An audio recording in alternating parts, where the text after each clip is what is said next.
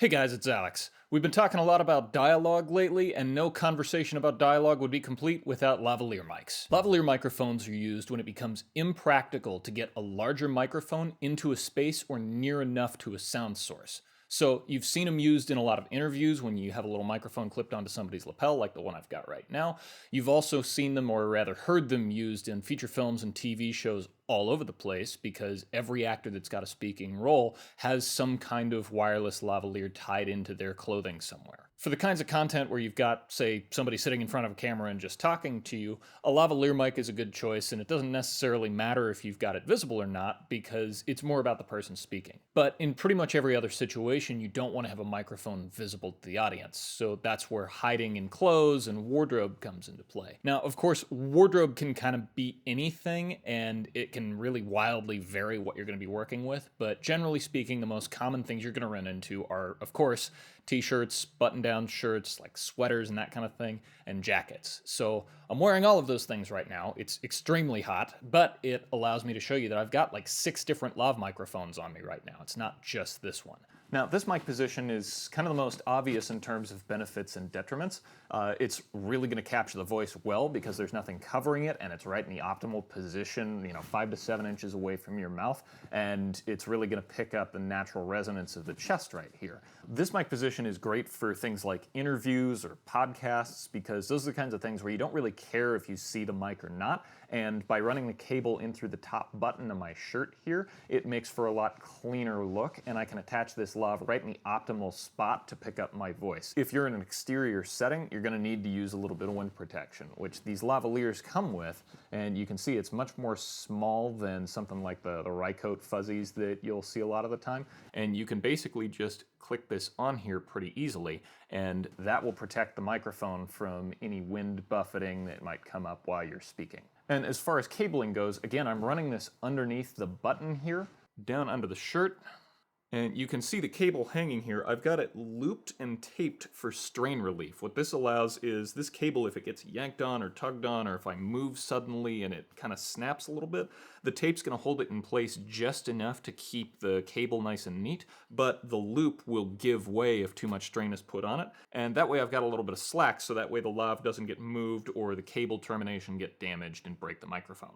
Generally speaking, it's going to be easier to hide a lav the more clothing you have to work with. So something like this is going to be pretty straightforward. The next place I'd choose to hide a lav is kind of right near my collar. It's again in that optimal area of 5 to 7 inches away from my mouth and where my voice is coming from, so it's going to sound a little bit more natural.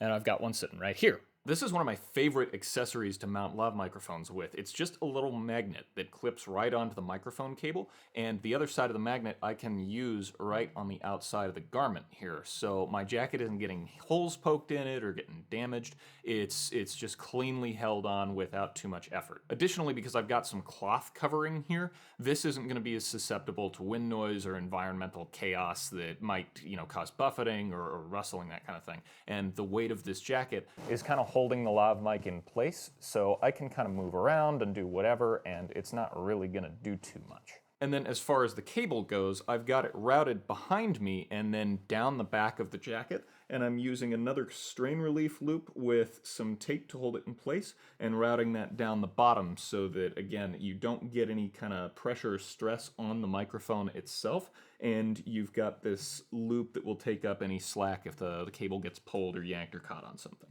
The other important thing about this mic placement and the cabling is that it's all self-contained to this one garment, so I'm not going to have to worry about, unrouting cables between multiple different layers of shirts or anything if I have to uncable the mic or take the jacket off or change wardrobe or just stop shooting for any reason. It's going to be much easier to deal with this sort of thing if you have it all contained, again, to just one piece of clothing or one article. Long sleeve shirts are obviously super common as well, and they're not that much more complicated to mic than something like a jacket. This, I've chosen to go with something slightly different. Now, this is another one of my favorite mic accessories. It's called the Vampire Clip, and I've got this mic mounted using one right on the edge of my collar here, and what this thing does is the prongs that it's got clip onto the shirt. You can't even see them on this side. They're actually really, really well hidden. But this allows me to get this microphone mounted as closely as possible to the rest of my face here without being exposed. And because of the nature of how this cloth kind of pins itself up against my neck, it doesn't have a whole lot of cloth movement or rubbing or anything like that. What you can do if you experience that is tape, like actual double-sided tape. Just tape that garment onto the neck, and it'll actually kind of remove a lot of the issues of clothing movement because it'll be holding the shirt or the fabric in place around the microphone. But again, in this case, because there's not a whole lot to move here, and because of how this shirt fits, I can kind of do whatever I need to, and it's going to be fine. And as far as cabling underneath goes, I can show you again. It's almost exactly the same setup as before, with a little bit of strain relief up here on that loop with the tape, and then tape down here just to hold this thing in place, routed out the bottom of the shirt to a transmitter either in a pocket or attached to a belt, or whatever makes sense with the wardrobe that you're working with. So again, not super complicated. As long as you have enough clothing around, it's going to be pretty easy to find enough fabric to hide these mics. So let's make it another step more challenging and break it down to just a t-shirt. Single layers of clothing are often the most challenging situations to work with. There's not a lot of fabric to hide anything behind, and once you get it into an optimal spot, sometimes you'll be able to see the mic through the cloth, especially if it's really, really thin. So you have to be really careful about mic placement in these situations so that you don't give yourself away as, hey, there's a microphone sitting right here.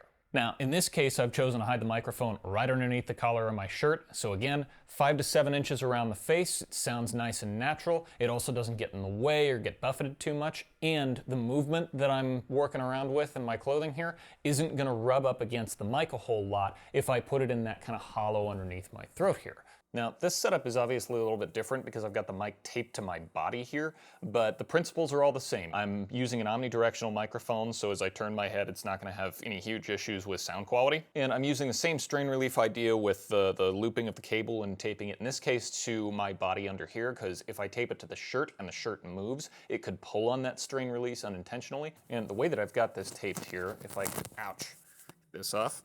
Look at how tiny this mic is. This is actually pretty crazy. It's the Voice Technologies VT401. It's really impressive. It sounds great, it's easy to hide, and you can see this is even smaller than it actually first appeared, which is, again, just really crazy that these things can get this tiny. Also, if for any reason you can't tape this to the body, you can actually tape this to the inside of the shirt on the collar here. So I would just affix this and the cable around this collar, and that way you're going to have the same kind of effect here without actually having to tape to skin, and it's going to sound about the same, and it'll allow you to cable the mic back behind the talent and down the back rather than having to go down the front. But again, this mic is so easy to hide that it makes it really simple to kind of improvise and find the right spots on the fly. There was a guy a little while back who was asking about putting a microphone away from his beard, and I kind of said that you should hide a mic inside the beard. If I had to choose a mic, this would be it. So those are the kind of basic concepts when working around clothing to get mics into the optimal spots without too much difficulty. Some more in-depth tips when working with lavalier microphones. One big thing is try and match the color of the microphone and the cable to the tone of the skin that you're working with for your talent. Like, I can kind of get away with using a little bit of a lighter lav mic color, whereas somebody with slightly darker skin, they're going to want a little bit more of a darker colored microphone, because if on the offhand chance the camera catches the lav on screen, it's going to blend a lot better depending on what skin color and depending on what tone of microphone you actually pick. Minimizing clothing rustle is another really important thing, and you shouldn't be afraid to tape down certain pieces of clothing around a microphone to whatever layers underneath it, be it another shirt or skin or whatever. It's really good to hold that kind of material in place over the area that a microphone is, and you can generally get away with, again, matching the tone of the tape, the color of the tape, to the tone of the skin underneath whatever shirt, and it'll keep it from sliding around too much as a character moves. And of course, picking the right microphone for the voice that you're going to be recording is always important. So for example, I'm using the Voice Technologies VT500 series microphones. This is an omnidirectional microphone, so it's going to pick up everything around it, and that means I can kind of turn my head and move around and kind of point in this direction and talk, and kind of whatever I do, it's going to sound about the same. Whereas a cardioid microphone, which I wouldn't really choose for these sorts of applications, cardioid lavs actually have a bit of a proximity effect where if you move it real close to the voice, it gets really bassy and heavy. You don't want that for a lav. It kind of sounds overwhelming and you end up kind of taking down a little bit of the low end in post to get it sounding more natural anyway. So using an omnidirectional naturally has that kind of frequency response in the first place.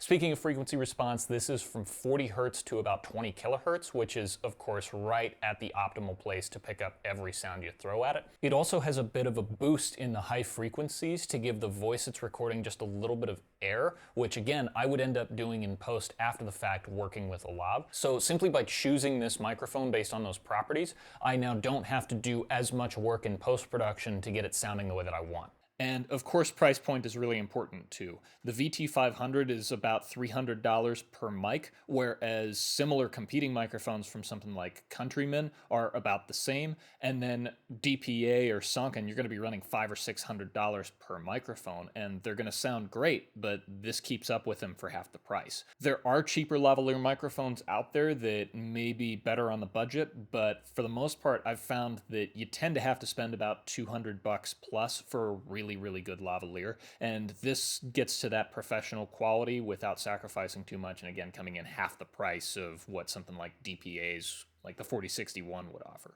The 500 series has also gotten a lot more popular on high demand productions like a Deadliest Catch, for example. You can put their microphones into these crazy situations and they'll be able to take a beating. The VT500 that I'm using also comes in an eco flavor, which is the exact same microphone just without all the accessories. So cheaper price point, and if you need a great lavalier microphone and maybe not all the bells and whistles, it's going to work great for you. And remember, no situation is going to be exactly the same, but by having a great microphone and applying some of these techniques, even if they might seem simple, and by understanding how to work with a wardrobe, you're going to get great results. Now, let's answer some questions. Let us know why the Zoom recorders ruined your audio, and what other handheld recorders would you recommend?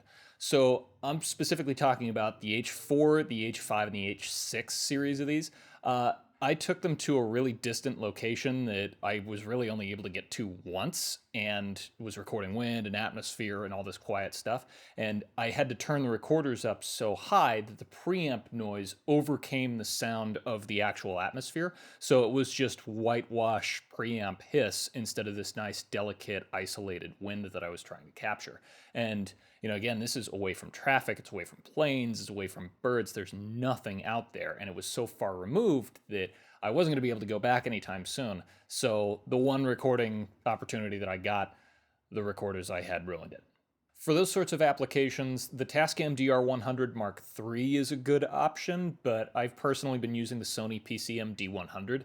It's a bit more expensive. It's like 2 times more expensive. That's a lot more expensive. But it's probably the best-in-class handheld recorder you can get. It doesn't have XLR mic inputs or anything. It's just the 2 onboards, but the preamps are so good. That's the one recorder that I would take anywhere, no matter what I'm doing. Any reason you don't use FabFilter Pro Q since you're fond of the FabFilter suite? So I do really like FabFilter. That's what I've been using on all my processing chains. Pro Q is kind of overkill for my purposes. It's got 24 bands of EQ that you can do whatever with, and that's an infinite sandbox. I just don't need that much, but it is sort of a staple industry standard EQ in a lot of places at this point. So there's nothing wrong with it. It's personal preference of mine. I'm using DMG's Equality, but there's plenty of other options out there, and all of them can, end up with great results. Maybe talk about the demud notch on your EQ. So I'm using DMG's Equality, like I said, and if you look at the frequency analysis and the spectrum that the EQ is reading, you can see I've got this little notch at the very bottom end of my voice, and what that's doing is all the resonance that builds up around that 200, 250 hertz range. There's a lot of that, and it can be overpowering. I'm taking that down just a little bit, so my voice sounds a little bit more, I guess, even in its frequencies, rather than being super present and bassy, or not bassy enough and really tinny. I've found a balance that I personally like. So that's what that notch is doing. With a field recorder like the Tascam DR100 Mark III, is it possible to record high-res audio on the recorder and feed lower quality audio to the camera at the same time?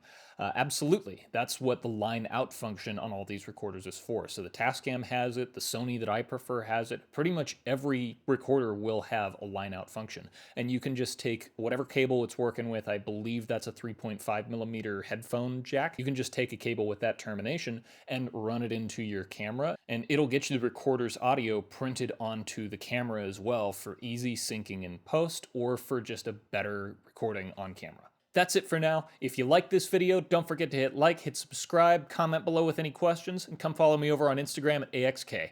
Thanks a lot for watching.